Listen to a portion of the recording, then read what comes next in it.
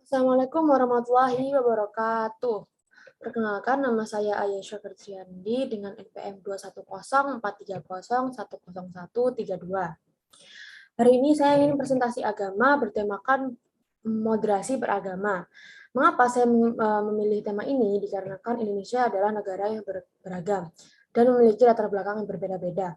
Oleh karena itu, pastinya banyak permasalahan yang muncul seperti di masa modern. Saya ambil contoh seperti di masa modern ini masih banyak yang menolak atau kontra terhadap teknologi dan kemajuan. Tidak hanya itu, di sisi keyakinan atau agama, pastinya ada mayoritas dan minoritas, seperti agama Islam yang mayoritas berjumlah 87,2%, Protestan, Katolik, Hindu, Buddha, dan yang terakhir yaitu Konghucu dengan jumlah 0,05% penganut. Hal tersebut membuat saya ingin lebih tahu tentang apa moderasi beragama, bagaimana ciri-ciri dan cara mewujudkannya. Yang pertama yaitu saya mengambil 3 definisi dari para ahli. Yang pertama yaitu pengertian moderasi beragama dari para ahli, yaitu dari Profesor Quraisy Shihab. Beliau mengatakan bahwa pengertian moderasi beragama yang mendekati dalam istilah Al-Quran yaitu wasatiyah, yang berarti wasat yaitu pertengahan dari segala sesuatu. Yang kedua yaitu dari Prof. Komarudin Hidayat sebagai guru besar di bidang filsafat Islam. Beliau berkata di sisi pendidikan, pengertian moderasi beragama ialah mengajarkan agama tidak untuk melatih kemampuan individu saja, namun juga menjadikan paham keagamaannya sebagai kekuatan untuk menghormati agama lain. Selanjutnya yang ketiga yaitu dari Prof. Asyumardi Azra sebagai guru besar sejarah Islam mengatakan bahwa di dalam kamus KBBI kata moderasi berarti menghindari atau penghindaran kekerasan. Kata ini adalah serapan dari kata moderat yang berarti sikap yang menghindari perilaku atau pengungkapan yang ekstrim dan kecenderungan ke arah jalan tengah atau netral. Selanjutnya yaitu definisi yang saya simpulkan dari 3 definisi dari ahli tersebut ialah pengertian dari moderasi yaitu beragama yaitu suatu perilaku yang memahami tentang adanya batasan dan memiliki kesadaran penuh tentang suatu hal yang berlebihan maupun kekurangan.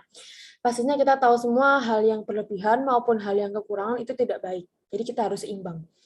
Kesadaran tersebut tidak hanya memiliki manfaat untuk diri sendiri, namun juga memiliki manfaat untuk lingkungan sekitar agar membuat masyarakat beragama di Indonesia merasa aman dan nyaman.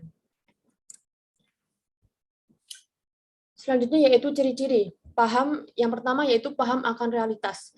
Kasarannya itu seperti tidak halu. Jadi kita tuh harus, jika ada sesuatu yang sudah lebih dari hal normal, kita harus sadar, oh ini tidak baik, oh ini kita harus kembali ke realitas seperti itu. Yang kedua yaitu paham dengan prioritas. Orang yang paham dengan prioritas pastinya juga akan mementingkan hal yang penting dahulu. Jadi seperti orang yang memahami prioritas pastinya hal yang penting mereka dahulukan. Jadi seperti jika ada masalah di organisasi, orang tersebut akan menyelesaikan masalah bersama terlebih dahulu, lalu dia menyelesaikan masalah diri sendiri seperti itu. Yang ketiga yaitu memiliki kepahaman tentang tahapan dalam segala hal. Di setiap segala hal pasti ada tahapan. Jadi tidak bisa instan. Dengan adanya tahapan tersebut kita juga bisa belajar tentang bagaimana cara bersabar dan bagaimana cara ikhlas seperti itu. Yang keempat yaitu memudahkan dalam beragama. Dengan adanya kita paham dengan realitas, dengan adanya kita paham dengan prioritas dan memiliki kepahaman dan tahapan yang dalam segala hal, kita pastinya juga memudahkan dalam beragama. Tidak hanya diri sendiri, namun untuk orang lain juga. Yang kelima yaitu mengedepankan pembicaraan. Di dalam agama Islam kita pasti tahu bahwa kita itu mendahulukan musyawarah atau pembicaraan. Jika ada masalah, jika ada konflik sedikit apapun masalahnya, kita akan bicarakan secara musyawarah mufakat. Itu. Jadi kita harus mengedepankan ciri-ciri orang yang moderat beragama, yaitu mengedepankan pembicaraan.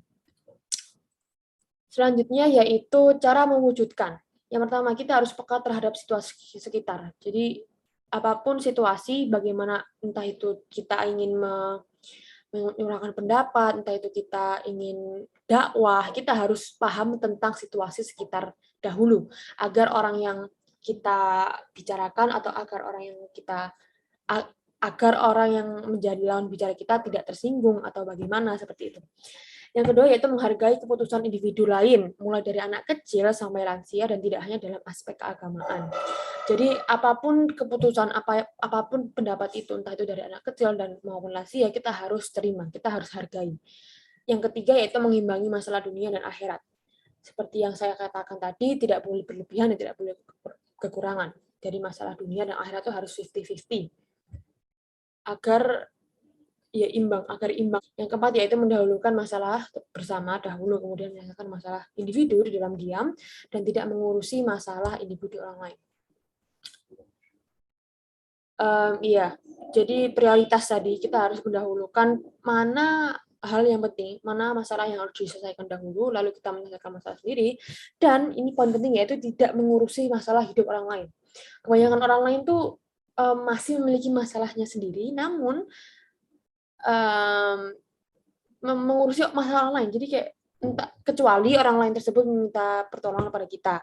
Kalau misalnya tidak meminta pertolongan, tidak usah ikut campur seperti itu. Cara mewujudkan moderasi beragama. Selanjutnya yaitu kesimpulan. Kesimpulan yang saya dapatkan dari isi ini adalah kita harus bersyukur bahwa begitu banyak keberagaman di negara ini. Namun selain bersyukur, kita juga harus melestarikan keberagaman tersebut. Apalagi kita adalah negara berkembang yang memiliki penduduk muda terbanyak, sehingga kita sebagai generasi muda harus bisa mempertahankan keberagaman ini untuk generasi yang baru nanti. Jadi berlanjut seperti itu, kita harus menjaga keberagaman untuk generasi selanjutnya juga harus menjaga keberagaman untuk generasi selanjutnya seperti itu. Dengan begitu, negara Indonesia yang berkembang ini insya Allah akan menjadi negara maju dikarenakan masyarakatnya yang mempertahankan kelestarian budaya dan agama. Oleh sebab itu, kita sebagai warga negara Indonesia yang harus menjunjung tinggi persatuan agar mewujudkan moderasi keagamaan sehingga dapat melestarikan agama dan budaya masing-masing. Sekian presentasi saya hari ini. Terima kasih. Mohon maaf jika ada salah kata maupun perbuatan. Wassalamualaikum warahmatullahi wabarakatuh.